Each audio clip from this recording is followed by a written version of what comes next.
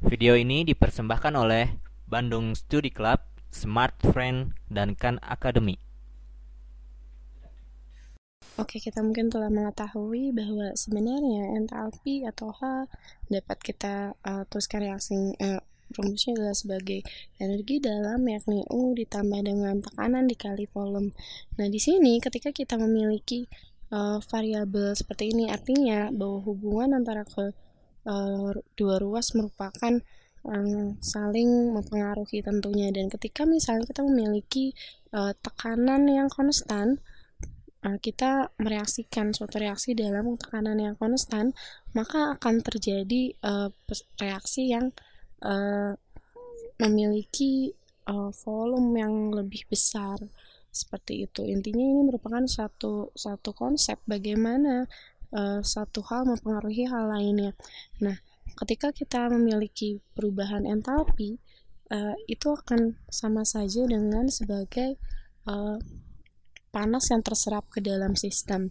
Artinya ketika dalam tekanan yang sama, maka temperatur atau eh, panas internal atau panas yang masuk ke dalam sistem akan diperhitungkan dan diperhitungkan sebagai perubahan entalpi. Nah, contohnya misalnya di reaksi ini kita terdapat karbon, eh, padatan karbon ditambah dengan 2H2 gas.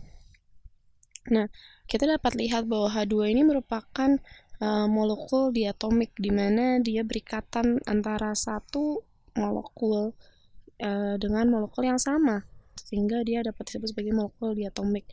Nah, di sini memproduksi 1 mol dari CH4 atau metana. Nah, lalu kita dapat lihat bahwa ketika reaksi ini terjadi, maka akan ada panas yang terproduksi.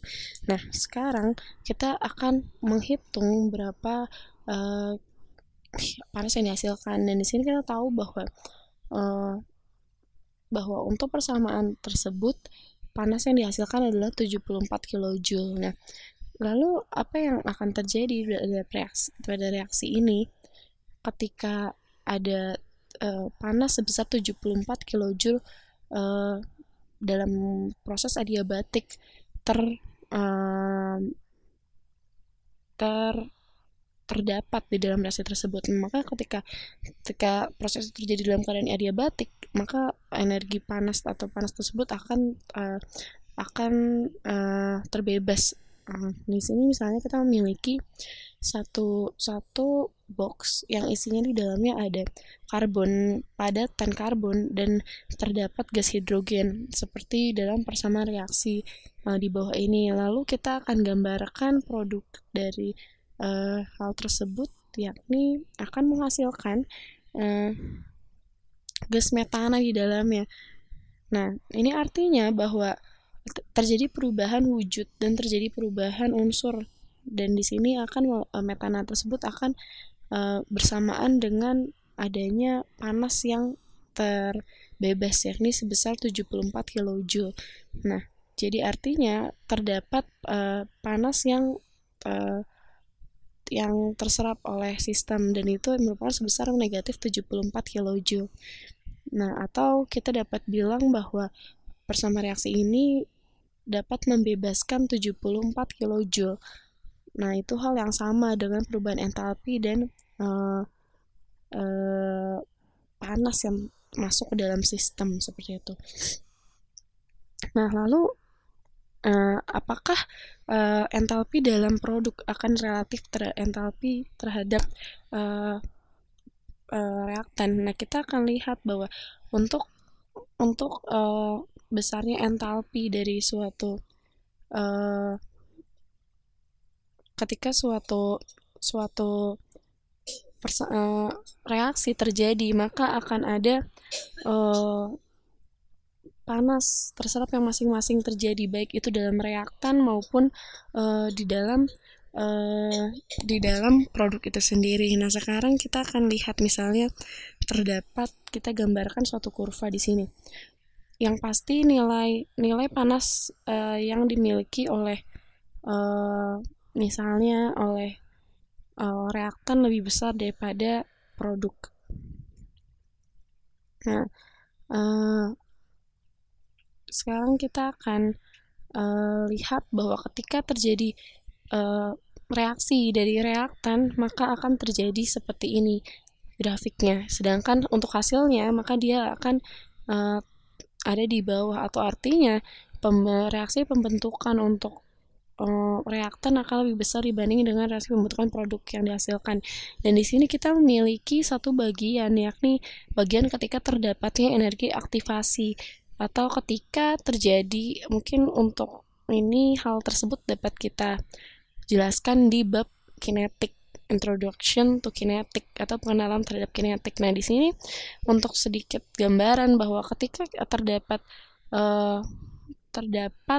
atom-atom atau molekul-molekul yang saling terbebas antara molekul lainnya, maka dia akan berikatan dengan molekul yang lain, sehingga menyebabkan terjadinya suatu produk.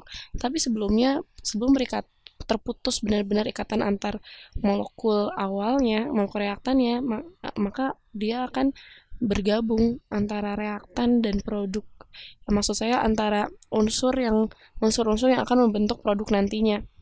Nah, kita lihat bahwa di sini reaksi yang terjadi adalah eksoterm, atau membebaskan panas. Nah, di sini kita tahu bahwa dapat kita lihat bahwa pastinya pressure atau tekanan mempengaruhi dari suatu reaksi. Maka apabila kita mengubah internal energi, maka besar dari panas yang panas pembentuk yang dihasilkan tentunya akan berbeda hasilnya. Itu seperti ketika kita tidak memakai prinsip isoterm di situ. Nah, di situ kita tahu bahwa ketika terjadi perubahan temperatur, pastinya akan terjadi perubahan nilai dari panas yang dihasilkan, seperti itu. Nah, misalnya ketika kita memiliki reaksi eksoterm, artinya kita membebaskan panas, berbeda dengan ketika kita memiliki reaksi endoterm, yakni kita malah reaktan tersebut membutuhkan panas atau menyerap panas, dan hal tersebut terjadi pada keadaan kesetimbangan, seperti itu. Nah, kita lihat bahwa perubahan entalpi dari membentuk unsur tersebut akan kita definisikan sebagai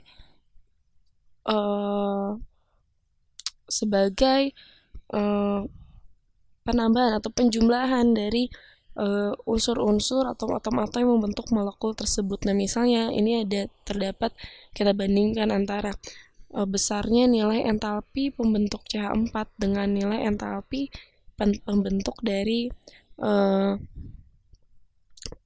pembentuk persamaan pembentuknya, maka kita dapatkan besarnya adalah negatif 74 kJ. Nah, ini artinya bahwa reaksi ini secara eksoterm, karena dia menghasilkan panas dari pembentukan metana.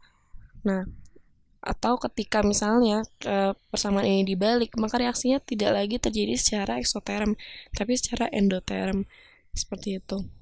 Nah, misalnya di sini kita memiliki suatu tanjakan, ya, suatu bukit misalnya, lalu ada bola di atasnya, maka dia akan turun ke daerah yang memiliki potensial energi yang lebih rendah. Nah, itu sama saja seperti ketika suatu reaksi terjadi, maka panasnya akan bergerak ke daerah yang memiliki potensial lebih rendah. Maka ketika CH4 dihasilkan dari persamaan reaksi tersebut, dia akan membebaskan panas, dan ketika kita membalik reaksinya, maka panas tersebut adalah ke arah di mana adanya CH4. Nah, itu artinya seperti prinsip bola yang tadi jatuh ke bukit tersebut. Nah, di sini misalnya kita memiliki tabel yang dapat memberikan kita informasi tentang nilai perubahan entalpi dari tiap unsur yang kita inginkan. Ada terdapat etana, etanol, etina, metana, metanol. Nah, kita dapat mengetahui bahwa untuk metana di sini dia memiliki nilai perubahan entalpi sebesar negatif 74,87. Kita dapat tuliskan bahwa ketika karbon solid ditambah dengan 2H2 gas menjadi CH4, dia akan memiliki nilai entalpi atau perubahan entalpinya adalah entalpi CH4 dikurangi dengan entalpi pembentuknya. Nah, dan hasilnya akan menunjukkan perubahan entalpi reaksi. Jadi intinya kita mesti mengetahui dengan tabel atau sebuah sumber berapakah nilai dari entalpi pembentukan unsur yang terdapat di reaksi tersebut.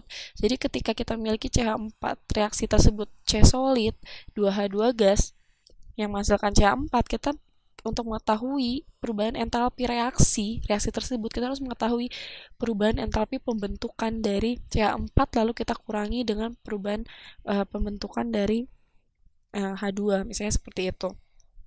Di sini ada salah satu contoh lagi, misalnya terdapat setengah gas oksigen berubah menjadi oksigen. Kita dapat tahu bahwa di sini artinya bahwa pada produk memiliki besar energi potensial yang lebih besar daripada reaktannya. Maka dari itu akan terjadi reaksi endoterm atau reaksi tersebut akan bergerak ke arah maksud saya reaktan karena energi potensial dari produk monoatomik oksigen adalah lebih besar daripada diatomik oksigen. Maka dari itu panas akan bergerak ke arah kiri atau akan terjadi reaksi endoterm. Nah, kita dapat lihat misalnya di sini jenjangannya adalah hidrogen, nitrogen, dan karbon. Itu merupakan jenjangan dari energi potensial, baik dari yang besar atau yang kecil seperti itu. Nah, sekarang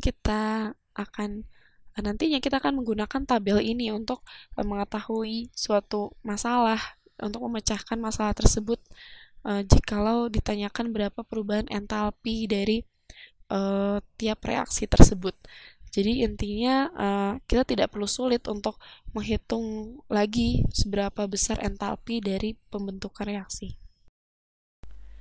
Video ini dipersembahkan oleh Bandung Study Club, Smart Friend, dan Khan Academy.